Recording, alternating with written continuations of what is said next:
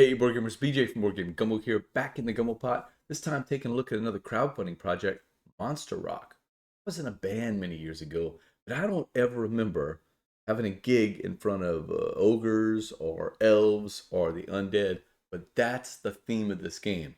You're a fantasy band manager, and you're trying to build up the notoriety of your band by buying some equipment, going around the city, playing gigs, writing songs, and of course, scoring the most victory points on your way to creating a rock revolution in all the different buildings of the city. So this is not a Kickstarter, a paid Kickstarter preview or a review or anything like that, because it's a prototype copy. I don't know what's going to change in terms of components or gameplay during the project. But the SchilMil people were kind enough to send me this, and it's in great shape here. So I feel comfortable at least giving you an overview of how the game plays, and then focusing this video on the three things that I really liked about this game. So let's get right to that table. Start a rock revolution.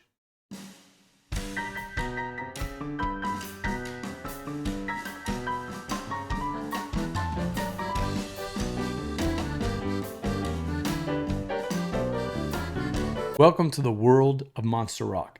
It's published by SchilMil. It should be out on crowdfunding pretty soon. It's designed by Milne and Martin Wallace, one of our favorite game designers. We've played plenty of games. This is a fantasy world where we're fantasy band managers. We're going through the city. We're playing gigs and we're upgrading our band, and we're trying to create some havoc, some rock revolution to score points by the end of the game. Let me give you a quick high-level overview. But note, this is not a final production. This is just a prototype that they sent us. There could be a lot of changes in the project, in the crowdfunding project. So I don't know how final these components are. For instance, like this pawn. I don't know what they're going to look like in the thing. So what's the overview of the game? We're going to try to score as many points as possible before the timer is kicked off with these revolutionary cards. We're going to do that typical Martin Wallace fashion, where we're going to get some resources and kind of upgrade them into better resources and then convert them over into points. But the turns are breezy. I'll show you a quick turn. So on your turn, one of the actions you can do, and the one you're going to do most of the game, is to claim one of the city cards. As you can see, the city is divided up into two sections. It's the level 1 area, level 2 area, connected by bridges and these different streets. So you'll just move 0, 1, or 2 spaces, unless you have some tour buses that are in here. If you have tour buses on your board, you can move a little bit further. So let's say that I take my pawn, and on my first turn, I can move 0, 1, or 2 spaces. I do have to start with spaces that have these arrows. So anytime I'm off the board, I have to come through there. But what I'm looking for is trying to claim cards that I can qualify for. And that's one of the things I really like about the game. I'm going to go through 3 things for you. And one of those things is this board right here, this little resource board. I'm playing as Jethro Troll, and my specialties include microphones and songwriting, guitar, and being loud. But I started the game with a double microphone. So I'll probably be looking for cards that are looking for that resource. So if I look here, I see that War Frogs is a song that I can learn. And of course, I want my band to start playing gigs, so let's go learn that song. We'll move 1 space, land on that, and I can claim it if I have enough of these type of resources to qualify for it. This one in particular, it takes 3 targets. What that means is, in songwriting and guitar, I need to have that many on my board. I've got 5 stamina cubes. Everybody starts with 5 stamina and 10 coins. And I'll just place a stamina on songwriting here. Place another stamina on songwriting there. And I need 1 more because I need a total of 3 between there. And there's a guitar. So I'll place it on there. And if I do that, I claim the card. And it's now in my tableau. And the cards are going to give me either upgrades. As you can see, I get a little microphone upgrade, which I can just grab out of there and put that on my board. But also, it's going to give me song points.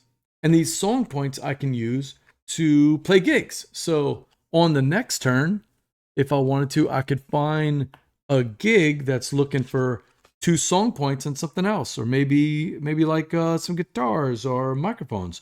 Well, I noticed over here, there's a halfling that needs 2 song points or 2 microphones, or 2 charisma, or any combination thereof.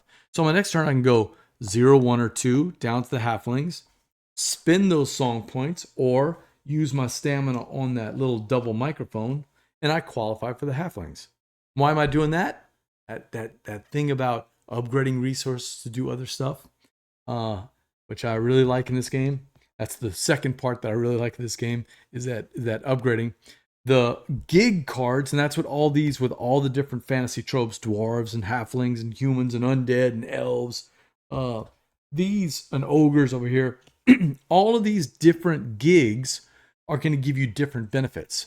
And the way that it looks like a blur, but it's not really that bad, because all of the different fantasy races will all do the same thing. In other words, the halflings all give you the same benefit. The dwarves kind of give you the same type of benefit. So in this particular one, the halflings will give me one of these revolutionary points for me to claim the revolutionary cards. But it also gives me some record sales, which are they convert into points at the end of the game. It'll give me a little gold, and it'll give me another stamina cube. And I want to get more stamina cubes, because the more stamina cubes you have, the more cards you can qualify for. Now, eventually, all of my cubes are going to be on my board, right? As I fill these tiles up on the board, I need cubes to play on there. And you only start with 5. So finding cards like this that have cubes, that's an important strategic part of this game. And I do like that. Sometimes you can lose stamina cubes.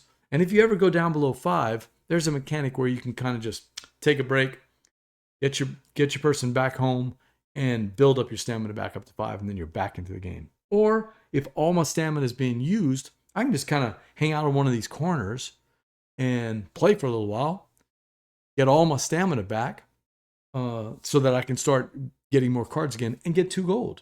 And gold is important, because in this game, the way to train and to get better equipment is through these type of cards.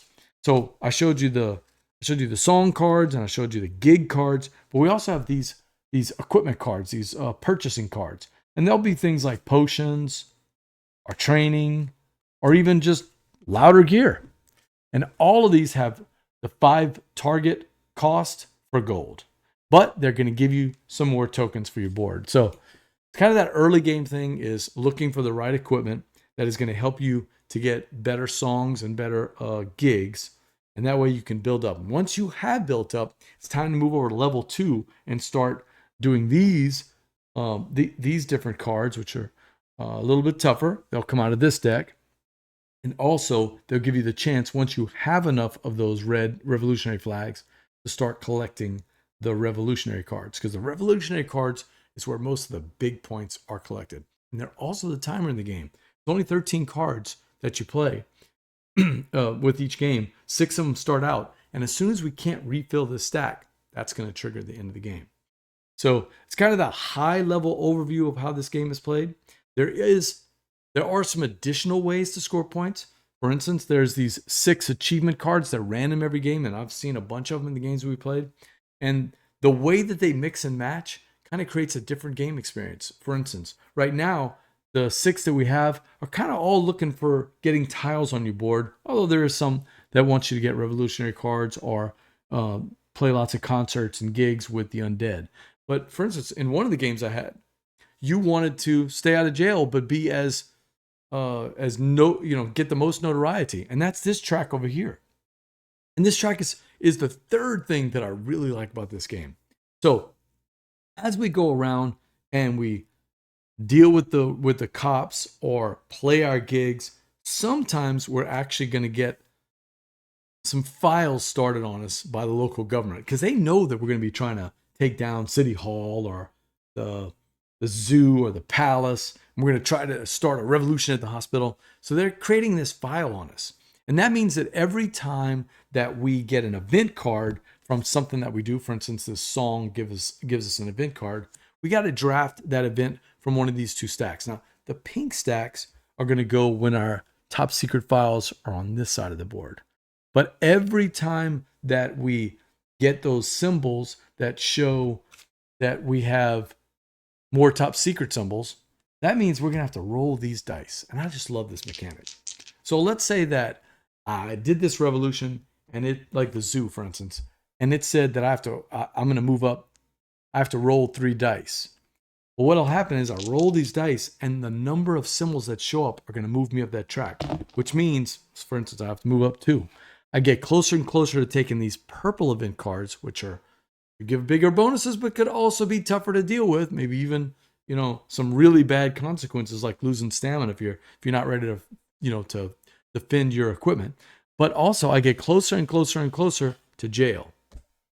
You don't want to go to jail, and here's why. Not only, nobody wants to go to jail, but more importantly, it's because at that time, you can't do anything else on your turn. You have to roll these dice until you can get enough of those top secret files to get out of jail. So it slows your game down.